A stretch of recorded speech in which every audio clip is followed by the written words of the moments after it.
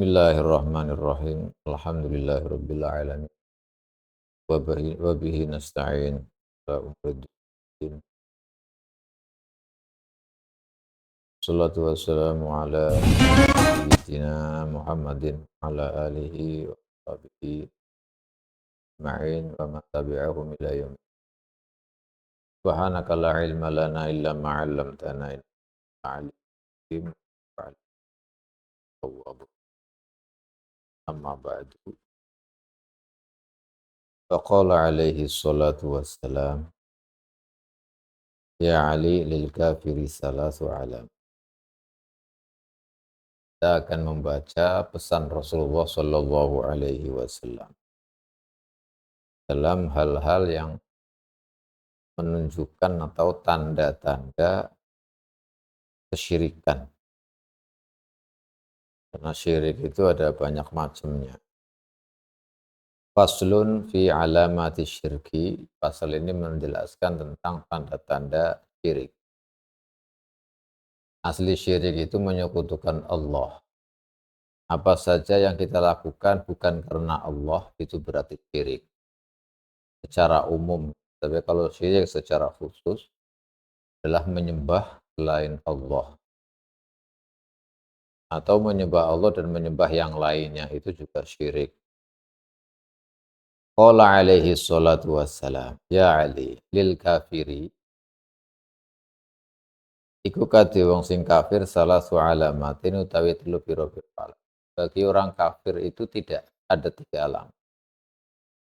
3 alamat bagi orang kafir. Kalau 3 alamat ini ada pada diri kita, wal'iyadzubillah, atau diri kawan kita, wal'iyadzubillah, itu berarti tanda-tandanya dia kafir.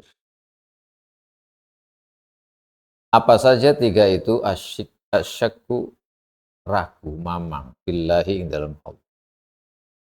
Ini babakan atau masalah tauhid, masalah akidah. Kalau kita ragu sama Allah berarti sudah kafir. Mestinya yakin billah. Ini sudah maklum dan ma'ruf. Karena tidak mungkin kehidupan kita lepas dari Allah Subhanahu wa ta'ala.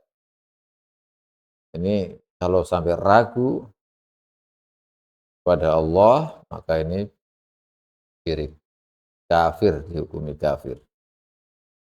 Wal bughdu, lan kedua adalah bughd, benci fi ibadillahi, ing dalam pira-pira hambane Allah. Yang kedua, kita membenci hamba-hamba Allah. Artinya membenci hamba-hamba Allah kalau disebut ibad, hamba Allah. Hamba Allah itu berarti hamba yang mukmin. Hamba Allah itu ada 2. Dalam ayat sebutan A'udzubillahi minasyaitonirrajim, wa ibadur rahmanil ladzina yamshuna fil ardi hauna wa idza khatabahumul jahiluna qalu salam. Hamba-hamba Allah itu adalah orang-orang yang berjalan di muka bumi ini hauna, dengan enteng, ringan, tidak terasa berat, semuanya merasa senang. Hauna itu. Wa idza khatabahumul jahiluna qalu salama. Dan ketika berinteraksi, berbicara dengan orang-orang yang bodoh, dihina orang bodoh pun tidak berpengaruh. Salama, tetap tidak membalas, dibiarkan saja. Ini hamba-hamba Allah yang seperti ini hamba-hamba yang dikasihi oleh Allah. Makanya wa ibadur rahman, hamba-hamba Allah yang mendapatkan rahmat Allah, para wali-wali, orang-orang yang dekat dengan Allah Subhanahu wa ta'ala, itu ciri-cirinya seperti itu. Ada ibadullah. Kalau disebut ibadullah itu secara umum siapapun yang beriman kepada Allah, beriman kepada Nabi, ya kita mukmin lah, muslim, maka itu juga termasuk ibadillah. Makanya dalam khutbah-khutbah itu ya ibadallah, ibadallah, usikum wa nafsi bitaqwallah misalnya. Maka kita disebut ibadah. Kalau kita ini benci kepada kita sesama manusia, sesama muslim, maka ini alamat orang itu tandanya kafir. Karena yang benci terhadap orang Islam, orang mukmin, ya orang-orang yang bukan Islam. Maka kalau ada orang Islam kok benci sama sesama muslim, lah ini bahaya, dia termasuk orang yang kafir, ini tanda-tanda. Makanya kita tidak boleh membenci sesama muslim, tidak boleh membenci sesama mukmin karena bahayanya itu kalau namanya hamba Allah, maka semuanya itu adalah saudara, maka kita tidak boleh membenci atau saling kita mestinya bersatu, kita mestinya saling membantu, tolong menolong, karena semuanya adalah bagaikan jasad satu atau bangunan satu. Kalau satunya disakiti, yang lain merasakan sakit. Ini semestinya begitu. Nah, makanya bahaya kalau kita ada menaruh kebencian di hati kita kepada sesama muslim. Ini peringatan keras bagi kita supaya tidak membenci sesama, bahaya. Wal ghaflah, lalai, pertiganya lalai anto atillahi. Lalai dari berbuat taat kepada Allah. Mestinya kita sholat, mestinya kita zakat, mestinya kita puasa, mestinya kita yang wajib-wajib itu. Dari ketaatan kepada Allah Subhanahu wa taala, maka kita ini termasuk ibadullah, hamba Allah yang mukmin, yang muslim. Tapi kalau sampai ada orang yang lalai dari ketaatan kepada Allah, lah ini bisa masuk kategori tanda-tanda masuk orang kafir. Ini bahaya sekali, makanya kita harus selalu berusaha untuk melaksanakan ketaatan kepada Allah Subhanahu wa taala, apa-apa saja yang diwajibkan kepada kita agar kita aman dalam keimanan kita, aman dalam keislaman kita, aman dalam akidah kita. Maka kita harus berusaha selalu untuk menjalankan ketaatan kepada Allah Subhanahu wa taala. Dan ini diterjemahkan oleh para ulama ahli sunnati wal jamaah. Keimanan itu bisa pasang surut. Meskipun ada pendapat kecil, sebagian ulama yang mengatakan bahwa iman itu tidak pasang surut karena bersifat di dalam hati iman. Tapi menurut kebanyakan mayoritas dari ulama ahli sunnati wal jamaah, bahwa iman itu bisa surut. Seperti yang dijelaskan dalam Jazariyah, warujiyat ziyadatul imani bima tazidu ta'atul insani. Iman itu bisa pasang, bisa surut, tergantung pada ketaatannya itu bagaimana. Kalau seseorang tambah taat, maka keimanannya akan bertambah. Dan sebaliknya kalau seseorang itu ketaatannya menurun, alias sering berbuat maksiat, maka keimanan itu akan turun. Ini sebagai tolak ukur. Makanya kalau ada orang kok lalai dari berbuat taat kepada Allah, maka orang ini salah satunya ada tanda-tanda di dalamnya kekufuran. Maka mudah-mudahan kita ini dihindarkan dari 3 alamat ini sehingga kita menjadi orang yang mukmin, yang muslim sejati, menjadi umat Nabi Muhammad sallallahu alaihi wa alihi wasallam. Ya Ali, walil munafiki lan niku kadya munafik salasu alamatin tawi telu pira-pira alamat. Orang munafik juga ada tiga tanda. Yang pertama idza haddasa kadzaba. Ini sudah ma'ruf. Ketika dia bercerita-cerita, ngomong-ngomong, kadzaba mongko goroh sapa munafik. Yang pertama, munafik itu orang munafik. Ini orang munafik kalau dalam Al-Qur'anul Karim, yukhadi'unallahu alladzina amanu itu. Banyak yang menceritakan tentang surat, bahkan ada surat Al-Munafikun. Munafik yang dijelaskan dalam Al-Quran itu adalah orang kafir yang di dalamnya tidak percaya kepada Allah, tidak percaya kepada Nabi, hanya zahirnya saja. Dia mengakui Nabi, zahirnya saja mengakui Islam, tapi di dalam hatinya tidak. Ini namanya munafik yang disebutkan dalam ayat-ayat itu. Tapi dalam istilah kita, bahasa nifak atau bahasa munafik itu, ada yang masuk kategorinya seperti yang di ayat Al-Quran, ada kalanya munafik yang tidak sampai ke sana. Karena intinya nifak itu adalah apa yang diomongkan tidak sesuai dengan hati. Hatinya bagaimana, omongannya bagaimana. maka ini dinamakan munafik. Tetapi kalau disebut dalam ayat atau ini, maka itu termasuk adalah munafik yang di luarnya saja muslim, tapi di dalamnya tidak muslim. Alamatnya ada 3. Yang pertama ketika berbicara itu bohong. Kalau orang muslim itu nggak berbohong. Yang muslim yang imannya sempurna, maka apa yang dikatakan selalu benar, selalu jujur. Tidak berbohong. Ini maksudnya begini, Rasulullah menjelaskan idza haddasa kadzaba. Dengan menggunakan fi'il madhi, ya, artinya begini, walaupun itu ketika dimulai dengan idza itu bermakna mudhari' karena nanti akan terjadi. Artinya begini dalam istilah bahasa Arab itu, idza haddasa kadzaba.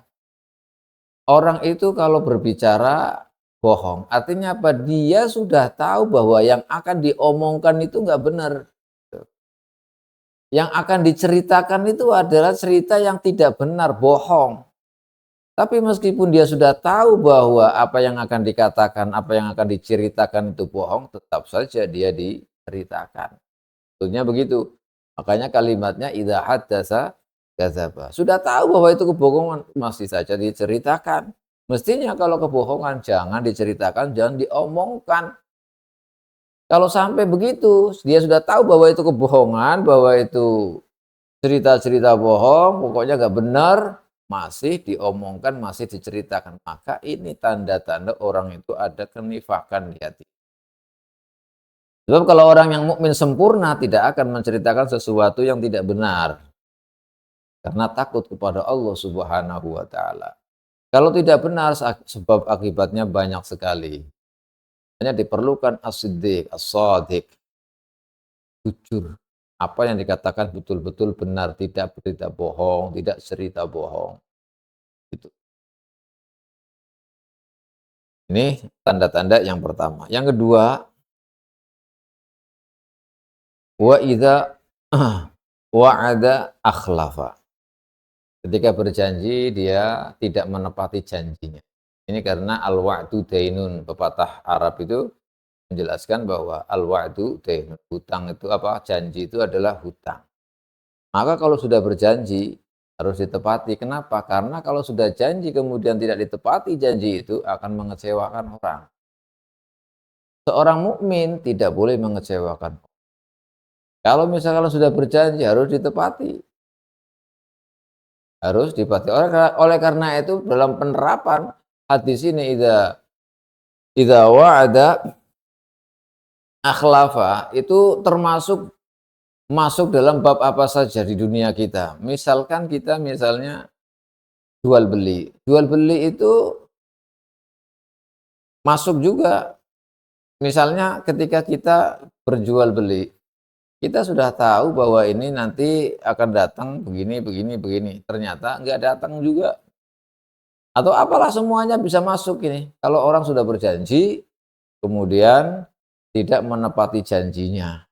Itu salah satu ciri atau tanda orang itu munafik. Dan dahulu zaman Nabi itu orang munafik itu ya seperti itu. Janji-janji sendiri, dilanggar-langgar sendiri. Janji sendiri, tidak menepati sendiri. Bagaimana ceritanya Rasulullah SAW dengan Bani Quraidah?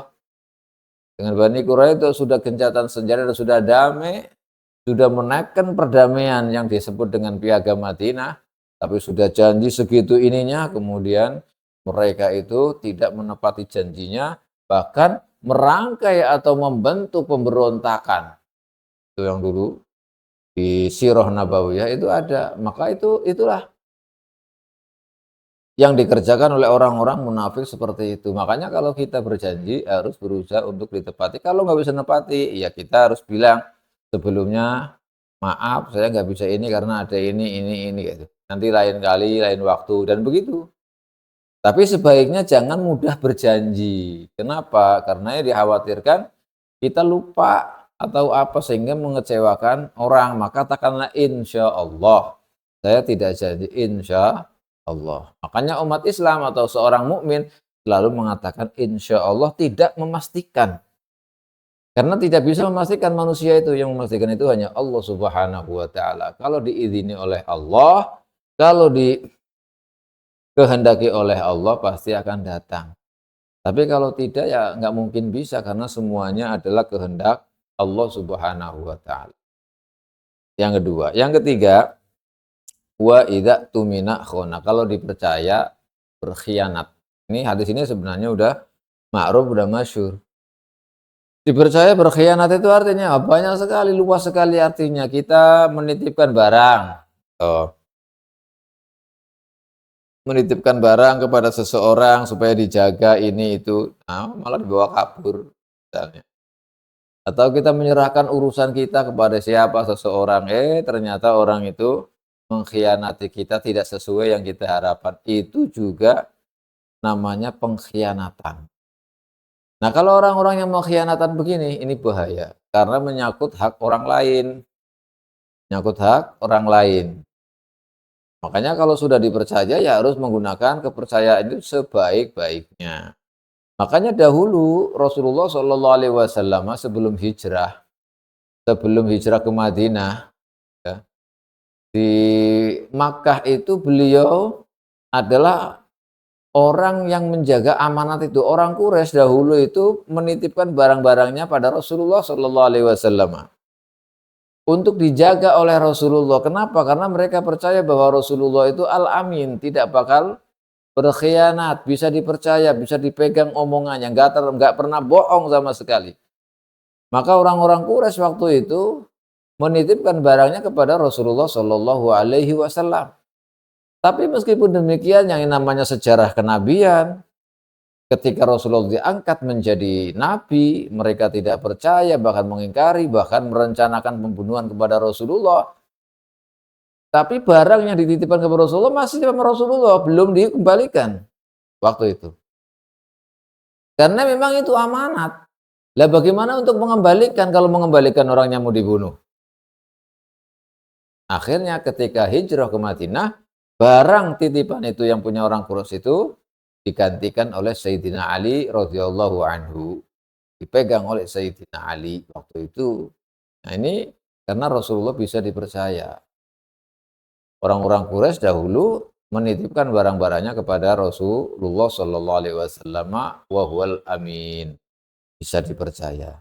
Nah kalau ada seseorang yang tidak bisa dipercaya ketika dikasih amanat, kemudian dia itu mengkhianati, tidak menggunakan amanatnya itu, ya itu termasuk alamat daripada kemunafikan. Jangan-jangan ini yang bahaya, soalnya mengecewakan orang, apalagi menyangkut hak orang lain. Dan banyak sekali ini bukan hanya barang yang diamanatkan, tapi macam-macam yang diamanatkan. Kita amanatkan ini kepada siapa? Ya, misalnya. Tapi dia nggak bisa memegang amanatnya, yaitu masuk kategori di dalamnya dia ada alamat-alamat kemunafikan. Ya Ali.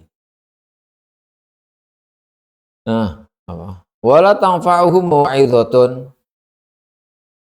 Dan ini wala tanfa'uhum mau'izatun, dan tidak manfaat bagi orang munafik kalau mau'izatun, dinasehati nggak bisa. Jadi ada nasihat, ada mau'izah, nggak manfaat sama sekali, nggak membekas di hatinya. Ini munafik. Diomongin, dinasehati, diapa ya sudah, pancet aja. Sama saja, nggak ada perubahan.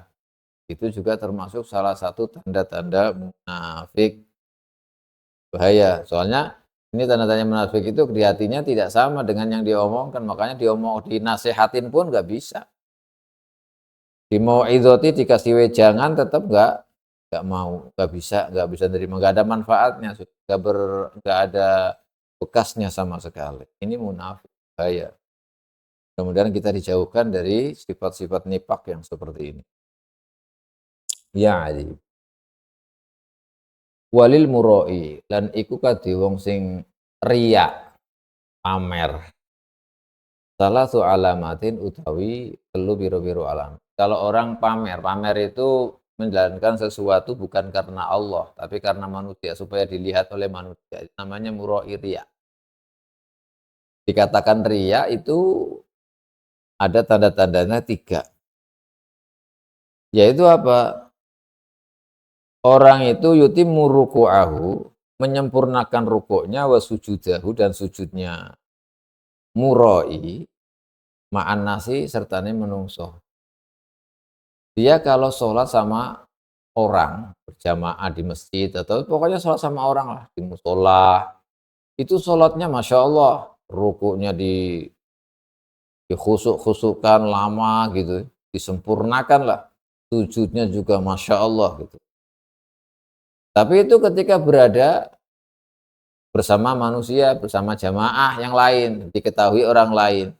Wayang kusuhu lan ngurangi sapa murai ing sujud iku mau sujud dan ruku ma'an nasi sertane menungso. Wayang kusuhu idza shalla dalam narikalani salat sapa murai wahdahu dalam sawise wahdahu hale suwijine murai.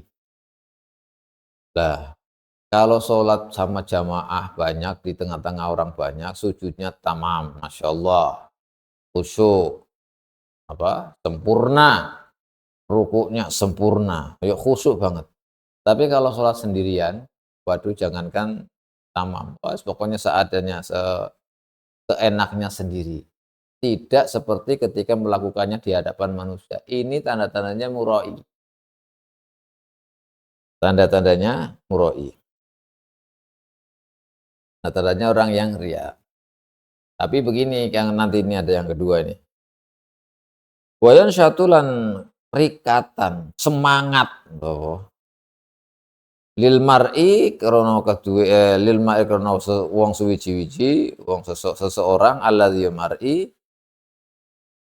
asna yusni kan ngalam sapa almara alaihi ngatasi munafik.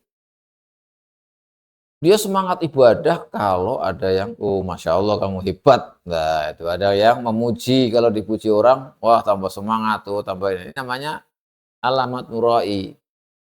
Ya. Kalau banyak yang memuji apa, oh tambah semangat ibadahnya, puasanya, apa saja. Ini namanya murai, orang yang ria. Tapi kadang begini, ini ada salah satu ulama menjelaskan masalah ria ini ya. Kalau kita misalnya jarang sholat sunnah, istilahnya. Jarang sholat sunnah. Tetapi ketika masuk ke masjid, banyak orang di sana, kemudian kita sholat sunnah. Ini contoh ini dijelaskan jelas oleh para ulama agar kita tidak terbujuk dengan setan ini. Kalau biasanya jarang sholat sunnah, ketika masuk masjid banyak orang, kemudian kita ini sholat sunnah apa enggak? Dalam hati bisikan, Allah kamu ini sholat sunnah, biasanya aja enggak, kamu di depan manusia aja banyak orang aja mau sholat sunnah, biasanya kalau sendirian enggak pernah sholat sunnah. Maka bagaimana? Nih, oleh sebagian ulama dijelaskan, sholatlah kamu dalam keadaan seperti itu. Sholatnya ini untuk memutus keinginan setan tadi, bisikan setan. Karena kalau kita tidak sholat, malah justru riya. Kata sebagian ulama ini. Karena itu hakikatnya yang berbisik di dalam hati, tadi, wah kamu biasanya nggak pernah sholat sunnah, ini sampai orang-orang sholat sunnah. Ini adalah setan. Maka sebaiknya dia sholat. Supaya apa? Tidak menuruti bisikan setan. Karena kalau menuruti bisikan setan berarti nggak usah sholat, itu berarti malah sama dengan riya. Jadi dengan tidak sholat itu berarti riya malah, karena menuruti setan, mengerjakannya tidak sholatnya itu karena menuruti setan berarti riya, artinya bukan karena Allah Subhanahu wa Ta'ala. Maka untuk meninggalkan itu, sholatlah supaya tidak terbujuk oleh bisikan setan tadi. Kalau ini kadang-kadang kalau ya banyak lagi, makanya kita tidak boleh berburuk prasangka kepada kawan-kawan kita sesama muslim. Kelihatannya nggak pernah sholat, tapi ternyata ketika ini sholatnya banyak. Ya kita jangan suudzon. Barangkali dia dalam mengamalkan yang seperti ini. Untuk lari daripada bisikan setan, akhirnya dia sholat. Ini bagus, maka ibadahnya dia dari lari bisikan setan, meninggalkan bisikan setan, menuju bisikan Allah Subhanahu wa Ta'ala, yaitu dengan sholat. Ini dijelaskan oleh sebagian ulama demikian. Dengan tidak sholat malah justru dia riya. Justru dia itu riya. Karena dia menuruti setan itu tadi. Itu. Kemudian wa yadhkurullah fil khala wal mala. Zikir kepada Allah fil khala'i di dalam waktu dia sendirian wal mala, dan zikirnya di hadapan orang banyak. Mala itu golongan-golongan. Jadi kalau ini termasuk daripada orang yang riya. Zikir di hadapan orang banyak, zikir dalam keadaan fil khala.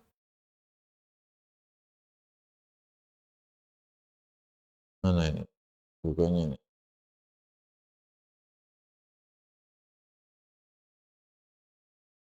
Ini biar buat perbandingan. Sebenarnya banyak yang kurang ini tulisannya.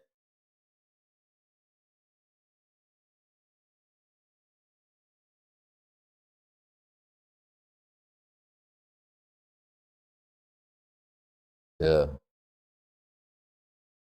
Jadi zikir kepada Allah, eling Allah itu waktu dia sendirian atau waktu banyak orang, malah golongan banyak orang. Ini juga salah satu alamat orang yang riya. Orang yang riya. Kalau mau tidak riya, ya cukup zikirannya dalam hati, nggak perlu dijelaskan di hadapan orang. Nah, tapi tidak secara mutlak begitu, karena untuk mengerti riya dan tidaknya kan kembali pada orangnya itu. Ini bukan untuk menilai orang lain. Sekali lagi, hal-hal yang disebutkan ini semuanya itu bukan untuk menilai orang lain, tapi untuk pribadi, mengetahui apakah kita termasuk di dalam yang dijelaskan oleh Rasulullah ini atau tidak.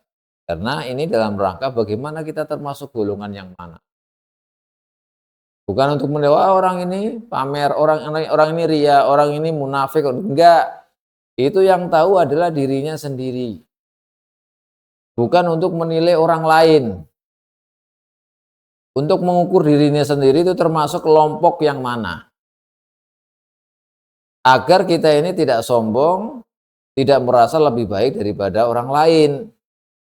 Maka jangan diterapkan untuk menilai orang lain, ini nggak boleh. Seolah-olah kita menjadi juri, itu nggak boleh. Ini adalah untuk dirinya sendiri. Nah, kalau kita seperti itu ya jauhi. Tapi itu tadi kembali kepada dirinya sendiri.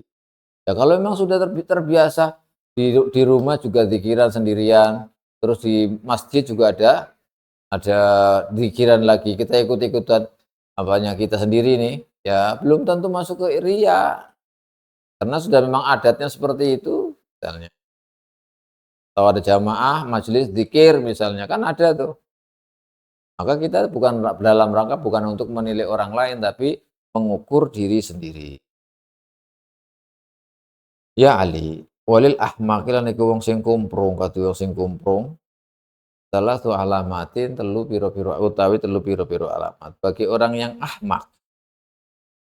Orang ahmak itu orang kumprung, itu orang yang nggak punya akal, istilahnya. Orang akalnya nggak bener lah, ada yang kurang. Itu ada 3 alamat, 3 tanda. Yang pertama at-tahawun fi faraidillah. Ini kalau orang kumprung otaknya nggak jangkep, orangnya nggak penuh otaknya, itu selalu menyia-nyiakan atau menganggap remeh apa yang difardukan, apa yang diwajibkan oleh Allah. Dianggapnya enteng saja. Bahkan kadang-kadang meremehkan yang diwajibkan oleh Allah. Sholat sesukanya, puasa sesukanya, zakat sesukanya. Jadi anggapnya itu hal-hal yang bukan wajib bagi kita, yang harus diagungkan dengan penuh semangat, dengan penuh keyakinan bahwa itu adalah yang wajib bagi kita dari Allah Subhanahu wa taala. Nah, kalau tidak seperti itu, ini otaknya agak kurang ini. Karena kalau orang yang sempurna, otaknya sehat, betul, normal, maka pasti akan memikirkan dan sangat memperhatikan, tidak menganggap remeh apa-apa yang difardukan oleh Allah, apa-apa yang diwajibkan oleh Allah kepadanya, kepada kita itu langsung ditakzim. Maksudnya kita menganggap, oh ini perintah Allah begini, begini, nggak boleh di sembarangan, nggak boleh diremehkan, nggak boleh dianggap ringan, nggak boleh. Kita harus berusaha dengan takzim, dengan penuh ikhlas, ya. Jadi itu harusnya begitu. Nah kalau ada orang atau kita ini menganggap remeh atau bahkan menyepelekan apa yang difardukan oleh Allah kepada kita, ini masuk tanda-tanda kita ini kurang normal otak kita ini. Wa kasratul kalami, dan banyaknya kalam fi dzikrillahi, ing dalam zikiran Allah. Banyak banyak bicara ketika dalam berzikir. Kalau berzikir kepada Allah jangan jangan ada yang bicara, jangan ada yang bicara. Nah, kalau sama Allah, berzikir sama Allah ya khusyuk menghadap kalau kita sedang zikir kepada Allah Subhanahu wa taala. Karena kalau kita dalam zikir kok banyak ngomong, waduh ini berarti ini ya orang diajak zikir Allah, dengan zikir Allah kebanyak ngobrol, nah, istilahnya. Maka ini termasuk orang yang kalau sudah zikir kepada Allah ya sudah, karena zikir Allah jangan dicampur yang lain atau disela-selain yang lain. Ya seperti kalau kita lagi menceritakan tentang orang-orang yang kita kasihi, pasti kita tertuju dengan yang diceritakan itu apa, orang yang dikasihi kita, yang kita kasihi itu. Nah kalau seperti itu namanya berarti normal. Kalau tidak seperti itu nggak normal. Namanya orang lagi berzikir ya harus khusyuk, khudu kepada yang dizikiri. Nah ini harus kita ingat. Nah ini supaya kita ini tidak termasuk orang yang kurang akalnya. Dzikrillah wa ta'nu fillah. Dan ini ada alamat yang terakhir adalah at-ta'an. Ta'an itu nacat-nacat fillahi, karena Allah. Jadi apa yang menjadi perintah Allah, apa yang ini nggak bisa terima dia. Kenapa Allah kok begini memerintah ini? Waduh ini. Jadi atau apa namanya? Kenapa harus begini gitu? Kenapa harus begini? Di agama kenapa harus begini? Ini seolah-olah kayak nggak terima dengan aturan Allah Subhanahu wa taala. Jadi seolah-olah dia itu nggak terima dengan apa yang diatur oleh Allah, meraih kewajiban, kesunatan, apa saja yang digariskan oleh syariat agamalah yang kita terima. Kenapa harus begini? Oh ini nggak pas ini begini, nggak kurang terima. Ini kalau begini lebih bahaya lagi itu. Bukan hanya otaknya kurang, tapi yang begini ini lebih bahaya lagi. Kenapa? Karena dalam kehidupan kita itu adalah Allah yang mengatur semuanya. Kita nggak perlu nacat-nacat atau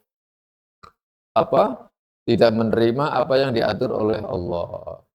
Makanya Rasulullah itu hadis qudsi itu menjelaskan man lam yardu bi qada'i falyatrub rawan riwayah. Kalau tidak menerima siapa saja yang tidak menerima qada'ku, ketentuanku, maka hendaklah ia mencari Tuhan selain saya. Ya nggak mungkin orang yang semuanya Allah yang menciptakan. Maka ini lebih berbahaya. Ya Ali, lil makhzuli iku kaduwe wong sing diino, orang yang hina istilahnya. Artinya makhdul hina itu ketika dia dalam kesusahan tidak ada yang menolong. Ketika dia itu butuh bantuan tidak ada yang membantu. Ini namanya makhdul. Ini namanya makhdul. Kalau orang makhdul salah satu alamatin iku utawi telu pira. Juga orang yang seperti itu ada 3 tanda. Kasratul kadzib. Kalau orang banyak bohong, ini dia akan terhinakan, tidak akan ada yang menolong. Walaupun dia suatu saat betul, ini banyak cerita sebenarnya soal ini. Jadi kalau orang itu suka bohong, sering bohong, walaupun satu saat dia itu berkata jujur, berkata benar, nggak ada yang mau nolong. Ini paling bohongan ini, paling bohongan. Itu cerita itu tuh banyak sekali. Nah kalau orang banyak bohongnya, ini tanda-tandanya orang yang makhluk nggak akan mendapat pertolongan, nggak akan mendapatkan bantuan. Kenapa? Karena sudah terbiasa bohong. sekalipun dia sebenarnya tidak bohong, karena sudah terkenal dia banyak bohong, nggak bakal ada yang bantu, maka padahal ada yang nolong. Wa kasratul aiman al-fajirati, dan banyak bersumpah al-fajirati yang palsu, sering, gampang sekali, mudah sekali bersumpah. Sumpah yang sedikit-dikit sumpah, padahal dia bohong. Sumpah yang fajir. Jadi sumpahnya nggak sumpah benar.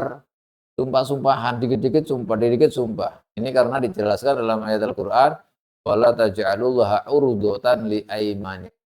Jangan sampai kita mudah sumpah. Jangan sampai asma Allah hanya dibuat mainan untuk bersumpah.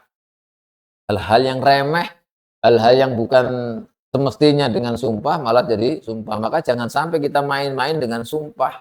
Sumpah itu harus digunakan pada hal yang agung, yang besar. Dalam persidangan, untuk kesaksian keselamatan orang, atau untuk membuktikan keadilan, atau yang sifatnya besar. Nah, gunakan sumpah nggak apa-apa, karena di dalam hadis itu Rasulullah menjelaskan al-bayyinatu al-yaminu ala man angkar. Dalam hadis itu, sumpah itu bagi orang yang ingkar. Bahwa saya tidak, ya karena memang sesuatu yang agung. Kalau enggak dia dihukumi mati, atau dia dihukumi penjara, atau dihukumi potong tangan dan lain-lain. Ini hal yang agung, maka digunakan sumpah. Tapi kalau barang-barang yang tidak seperti itu, jangan sekali-kali menggunakan sumpah. Apalagi sumpah yang sering sumpah bohong, sumpah pocong misalnya. Sumpah-sumpahan. Kalau orang sering sumpah begitu juga, nanti akibatnya dia akan makhdul. Alamatnya, oh nggak akan ada yang nolong. Alah, sumpah-sumpah apa gitu. Sumpah-sumpah apa, biasanya juga sumpah. Meskipun benar dia dengan bersumpah, yang nggak bakal dipercaya sama orang. Ini orang yang makhdul tidak akan mendapatkan, atau orang yang hina tidak akan mendapatkan pertolongan dari siapa. Yang kedua, yang ketiga, wa kasratul hawaiji ilan nas. Sering butuh atau butuh kepada manusia. Terlalu banyak butuh sama manusia, apa-apa minta gitu. Sering begitu itu. Jadi mengadukan kebutuhannya, keperluannya kepada manusia. Kalau apa misalnya, saya butuh ini, terus-terusan gitu loh. Terus-terusan kepada manusia, ini tanda-tandanya orang yang makhdul, orang yang hina, tidak akan ditolong. Kenapa ya? Karena terlalu banyak untuk mengatur, butuh ini, saya butuh ini, terus malah minta lah istilahnya. Maka dia salah satu tandanya orang yang hina, tidak akan mendapatkan pertolongan. Gak bakal dipercaya orang, malah ditinggalkan sama orang-orang sekitar. Ini ada 3 hal makhdul, salatu alamat. Ya Ali. Wali syaqi, dan iku kadung sing cilaka, orang yang celaka, bukan orang yang beruntung. Kalau kemarin ada as-sa'id, sekarang kebalikannya orang yang celaka. Salah satu alamat ini itu telu biro-biro alamat. Ada orang yang celaka, juga ada 3 alamat. Ini mudah-mudahan kita tidak termasuk di dalamnya ini. Ada 3 alamat ini. Apa? Putu haram. Orang yang celaka itu alamatnya adalah makanannya makanan haram. Kalau orang itu dapat makanan yang haram, makan barang haram, ini alamat sudah. Alamat orang yang celaka. Karena Allah Subhanahu wa taala ketika ridho kepada seseorang, maka Allah akan memberikan rezeki yang halal. Kalau Allah Allah murka sama orang, maka memberikan hal-hal yang haram kepadanya. Maka kalau makan barang haram, dia masuk dalam lingkaran kena murka Allah Subhanahu wa taala. Kalau kena murka Allah Subhanahu wa taala, berarti dia tidak akan beruntung, bahkan dia akan menjadi orang yang tercela. Makanya orang yang celaka. Makanya kalau barang-barang haram ini harus diperhatikan, karena itu salah satu tanda orang yang celaka, gak bakal untung. Jadi makanannya itu makanan barang haram. Yang pertama, yang kedua, wajtinabul alimi, menjauhi orang yang alim, menjauhi ulama. Ini bahaya, termasuk orang yang celaka, orang yang menjauhi ulama. Mestinya dekat dengan ulama, supaya kita menjadi orang yang beruntung, dekat dengan ulama. Lah kok malah menjauh dengan ulama? Maka ini tanda-tanda orang itu nggak akan beruntung. Kenapa? Banyak sekali riwayat-riwayat keterangan Nabi Muhammad SAW, begitu juga dengan keterangan para ulama-ulama, sahabat tabi'in dan lain-lain. Mereka itu sedang bergaul dengan ulama. Makanya kemarin itu termasuk alamat dari orang yang beruntung adalah mujalasatul ulama. Mendekati dengan ulama, berbaur dengan ulama, dekat dengan ulama, begitu. Karena itu akan menjadikan rahmat Allah itu turun. Karena di dunia ini tidak ada nabi, gantinya nabi ya para ulama. Maka kalau kita dekat dengan ulama, membantu perjuangan ulama, ini berarti orang yang beruntung. Tapi kalau jauh, jangankan membantu, ya, jauh sekali atau bahkan memusuhi, wal'iyadzubillah, ini tandanya orang yang celaka, nggak akan beruntung. Maka untuk bisa menjadi orang yang beruntung, dekatlah dengan ulama, bantu ulama itu apa yang diperlukan, bantu apa yang menjadi kebutuhan ulama, supaya kita menjadi orang yang beruntung dan hidupnya akan diberkahi oleh Allah Subhanahu wa Ta'ala. Banyak sahabat-sahabat dulu yang dekat dengan Rasulullah, nggak ada yang hidupnya itu syaqi, celaka, itu nggak ada, semuanya beruntung. Bagaimana Sayyidina Anas, mendapat doanya Rasulullah, hidupnya makmur, dunianya dijamin, akhiratnya pun dijamin. Siapa semua yang dekat dengan Rasulullah, semuanya hidupnya makmur dunia akhiratnya. Begitu juga orang-orang yang dekat orang yang alim, karena Nabi gak ada, penggantinya ya orang alim itu. Yang dekat dengan orang alim itu pasti hidupnya akan makmur, akan diberkahi oleh Allah Subhanahu wa Ta'ala. Dia akan menjadi orang yang beruntung. Sebaliknya kalau jauh, ini aduh bahaya. Nanti dia tidak akan menjadi orang yang bahagia, malah menjadi orang yang celaka. Karena alamatnya orang yang celaka itu adalah orang yang menjauhi ulama. Wa sholatuhu liwahdi, dan sholat sendirian. Ini salah satu orang yang celaka. Kalau sholat senangnya sholat sendirian, nggak mau jamaah. Gitu. Nggak mau jamaah, ini alamat ini. Dia melakukan sholat, tapi sholatnya sendirian, nggak mau jamaah, padahal dia nggak punya uzur. Artinya bisa melakukan jamaah itu bisa, tapi nggak mau jamaah, senangnya sholat sendirian, ini alamat. Kenapa nih?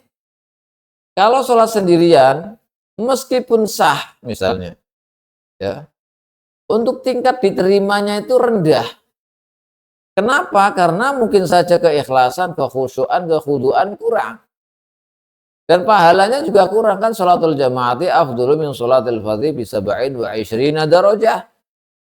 Sholat jamaah itu bersama orang-orang itu lebih afdol daripada sholat sendiri dengan kadar terpaut berapa?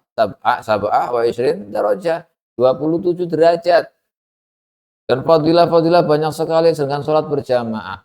Lah kok dikasih pahala yang banyak, fadilah seperti itu, dia nggak mau, malah ngambil satu. Ini kan orang yang nggak normal itu. Orang mau dikasih banyak malah nggak mau ngambilnya yang satu. Itu yang pertama. Yang kedua, kalau dia sholatnya sendirian, doa dan lain-lainnya diterima dan nggak kadarnya itu sedikit.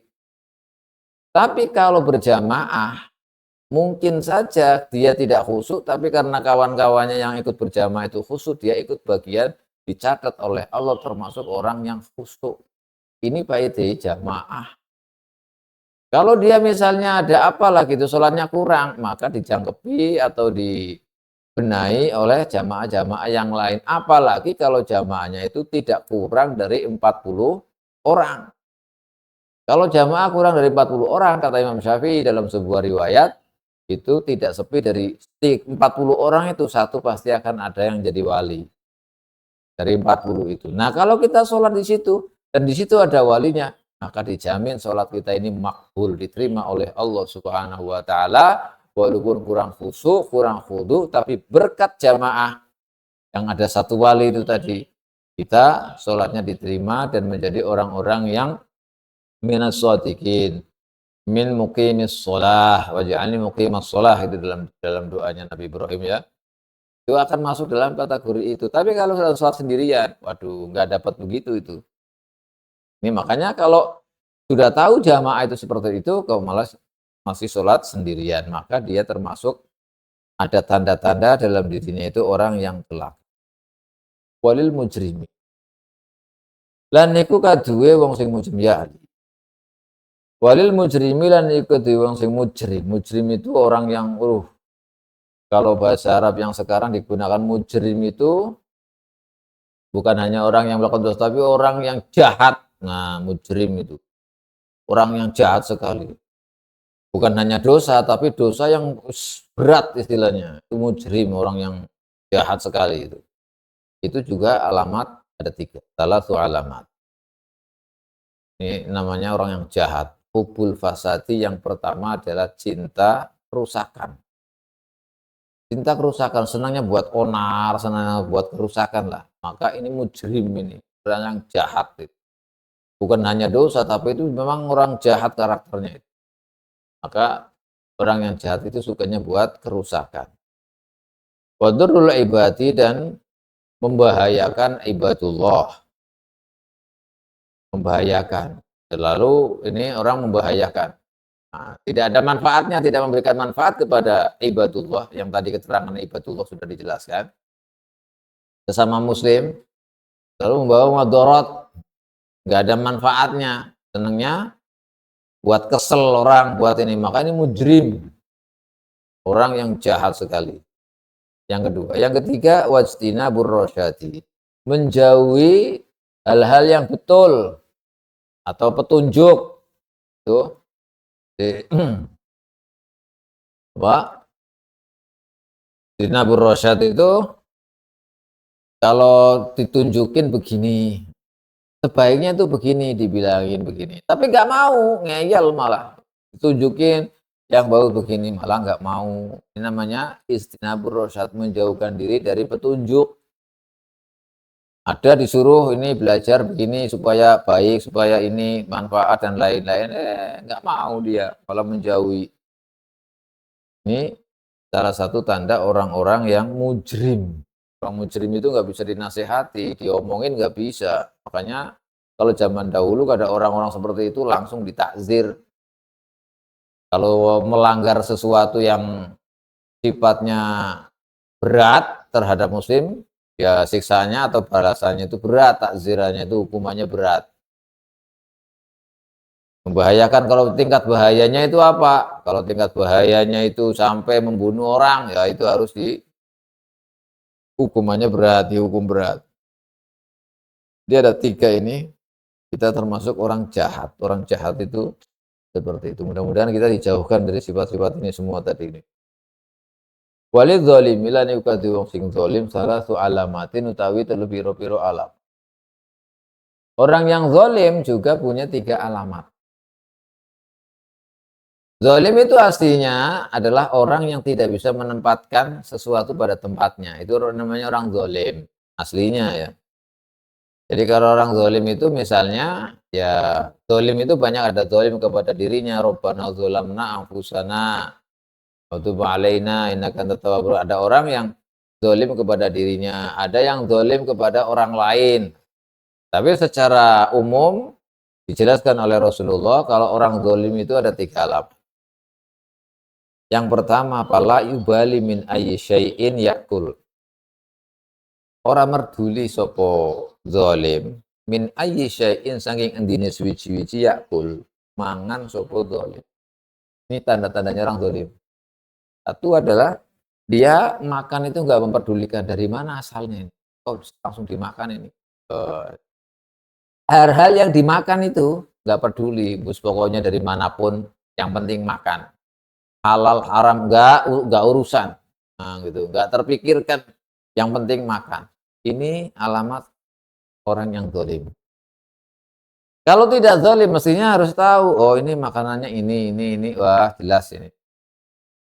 Halalnya dimakan, oh ini haram, nggak boleh.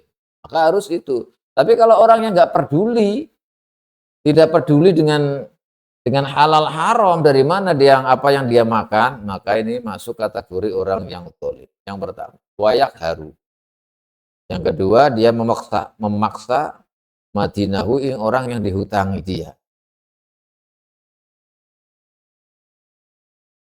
Wayabtish, ya pokoknya ada orang yang punya hutang sama dia.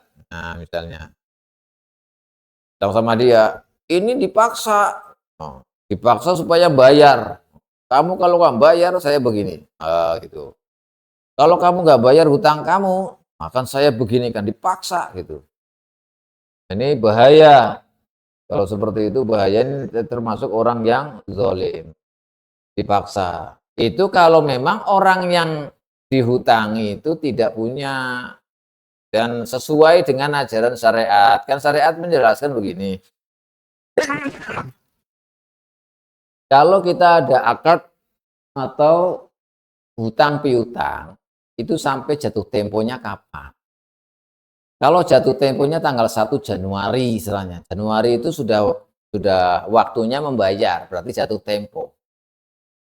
Ketika jatuh tempo, kemudian tidak membayar, sedangkan dia itu punya harta untuk dibayarkan hutangnya, tapi dia tidak membayarnya. Maka orang yang punya hutang, yang menghutangi, maka dia berhak memaksa dia. Maka tidak termasuk orang yang zalim. Tapi kalau tidak seperti itu, belum masanya membayar, terus ditagih terus, belum terjatuh tempo ditagih terus sampai dipaksa, pokoknya kamu harus bayar dan lain. Nah, ini salah satu tanda bahwa dia adalah orang yang zalim. Maka bahaya kalau jadi orang zalim itu. Memaksa orang yang dihutangi. Terus wayab tisulan, memukul dengan pukulan yang besar, yang apa? Yang keras. Sapa al-zalim bihi kelawan madinahu ida amkanahu. Dalam hari kalane kongangaken kongang sopo zalim yang mazukira min madinihi. Artinya kalau misalkan dia ada utang kemudian dipaksa, bukan hanya memaksa malah dipukuli dengan pukulan yang keras. Dengan pukulan yang keras maka dia ini termasuk orang yang zalim karena bukan ranahnya dia untuk memukul bukan ranahnya dia untuk memukul. Nggak boleh memukul, itu nggak boleh kecuali ada hak kayak kisos atau dalam oleh pemimpin untuk mentakzir rakyatnya yang tidak ini. Nah, itu boleh kayak seperti bulan puasa ini banyak orang yang nggak puasa misalnya. Seorang pemimpin itu berkewajiban untuk mentakzir istilahnya. Dalam mazhab Hanafi malah pemimpin itu harus wajib, tidak boleh tidak, bahkan sampai pada hukuman mati kalau memang bulan Ramadan tidak puasa. Ini menurut mazhab mereka harus ditakzir, ini kewajiban bagi supaya tidak mengulangi lagi, supaya menghormat bulan suci Ramadan. Ini kewajiban pemimpin sebenarnya. Itu sudah faslun fil ad'iyati. Ini satu pasal. Sudah jam berapa ini? 1 jam ya? Nah, kurang sedikit. Ya udah diterusin lagi sedikit aja. Ini sedikit sih sebenarnya. Ya. Faslun fil ad'iyati, masalah doa. Ini doa-doa yang dianjurkan oleh Rasulullah melalui riwayat Sayyidina Ali radhiyallahu anhu. Ini banyak manfaatnya doa-doa ini. Kalau kita baca begini, bagaimana doanya, bagaimana? Qala alaihi salatu wassalam. Ya Ali, idza dakhaltal masjid. Ing dalam ari kalane masuk masjid sira. Kalau kamu masuk masjid, babda, maka mulailah ngawitono sira birisi kelawan sikilira al yumna kang tengen. Kalau mau masuk masjid, dahulukan kaki kanan. Watlak birijlikal yusra, dan naik naik ke masjidnya dengan menggunakan kaki kiri. Jadi pertama kita bancik kalau bahasa Jawa. Kita pernah melangkah ke masjid, itu pakai pakai mendahulukan kaki kanan. Tapi kalau sudah gini, nanti naiknya pakai kaki kiri. Itu maksudnya. Wadla birijlikal yusra ya Ali. Ini kalau kita masuk masjid. Karena dengan di situ itu Rasulullah itu yuhibbu at-tayammun fi kulli halihi, kata Sayyidah Aisyah. Jadi Rasulullah itu dalam hal apa saja suka mendahulukan anggota yang kanan. Tapi kemudian dijelaskan oleh para ulama di bab fikih itu, di bab fikih, kapan kita harus mendahulukan tangan kanan, kaki kanan, dan kapan kita mendahulukan tangan kiri atau kaki kiri. Itu sudah dijelaskan oleh ulama ahli fikih. Tapi yang jelas, kalau ini tentang masjid, kalau masjid yang mau pertama kali diinjakan kakinya ke masjid itu adalah kaki kanan. Kemudian baru naik dengan kaki kiri. Dan sebaliknya kalau keluar dari masjid, itu kaki kiri dulu, baru kaki kanan. Ya Ali. Alaika natapono siro bisurati Yasin. Lawan surat Yasin, sobahan yang dalam waktu esok, wa masaan lawan waktu sore. Wa innaman, krono teman setuhune wong, koro akang moco sopoman ing surat Yasin, ya, kadzalika kaya mengkono sobahan wa masaan, kana iku ono sopoman, ona iku fi amanillah. Di dalam keamanannya Allah, dijaga oleh Allah. Kata Rasulullah, bacalah surat Yasin pagi dan sore. Karena orang yang membaca Yasin pagi sore akan dijaga oleh Allah. Diamankan oleh Allah, istilahnya. Nggak ada bahaya yang akan menimpanya padanya. Pasti dijaga. Itu membaca surat Yasin pagi dan sore. Ini salah satu fadilahnya Yasin. Kalau kita pagi baca Yasin, sore pakai Yasin, maka kita akan dijaga oleh Allah Subhanahu wa taala. Enggak usah ini kalau kita sudah bisa istiqomah seperti ini, pagi Yasin, sore Yasin sudah cukup. Mau dijaga oleh Allah, baca ini di mana saja, bahwa fi amanillah. Yasin, ya. Ya Ali.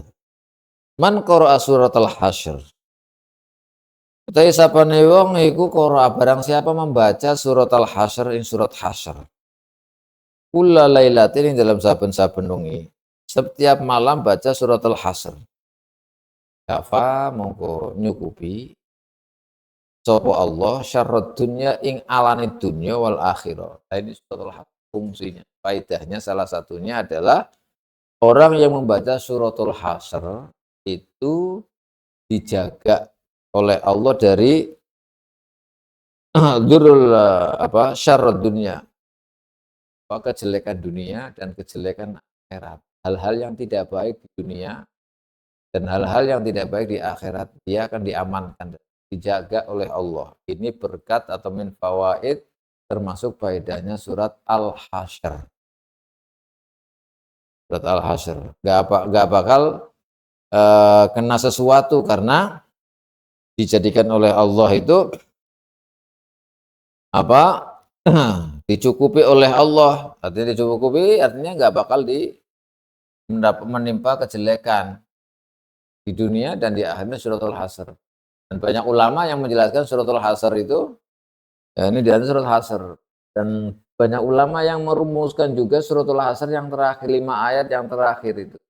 Ya ayyuhalladzina amanu taqullaha tanzur nafsum ma qaddamat lighad wattaqullaha, seterusnya sampai yang ada penyebutan Asmaul Husna itu. Walillahil asmaul husna itu.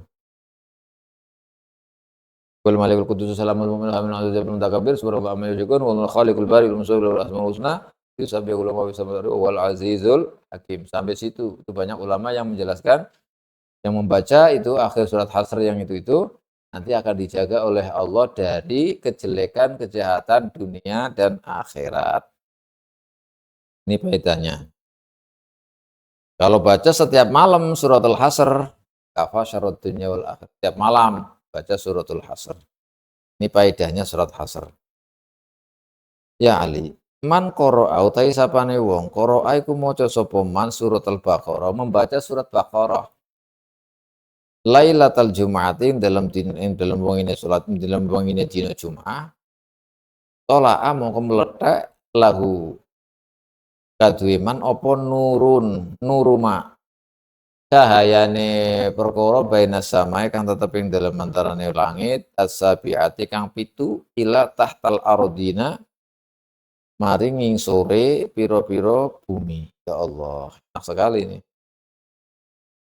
Orang atau barang siapa membaca suratul Baqarah setiap malam Jumat, lumayan panjang kan, ya 2 juz setengah lah, 2 juz setengah sampai ayat kursi yang terakhir di surat Baqarah. Ayat kursi apa? Akhir surat Baqarah itu apa namanya?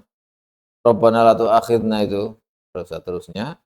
Itu orang yang baca itu malam Jumat kata Rasulullah itu maka dia akan memiliki cahaya nur yang nur itu memancari baina sama'i as-sab'a ila tahtal ardi, bakal ada nur cahaya yang memancar itu dari mulai bumi yang dari ujung Tobaqat Sab'ah dengan langit yang tingkat 7. Oh berarti nurnya Masya Allah.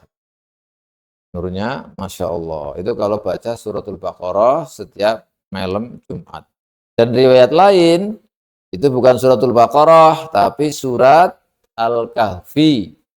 Ini ada riwayat lain, surat Al-Kahfi. Surat Al-Kahfi itu kalau dibaca malam Jumat atau paginya Jumat, atau siangnya Jumat lah. Maka fungsi atau faedah daripada suratul Kahfi, suratul Kahf itu akan ada nur. Terus kalau dibaca di rumah malam Jumat, maka rumah itu ada nurnya. Atau siang. Di samping rumahnya ada nur cahayanya, juga orang yang membaca itu juga mendapatkan cahaya, ada cahayanya di hati. Ayat suratul Kahf. Ini sudah melewati batas. Insya Allah nanti kita sambung lagi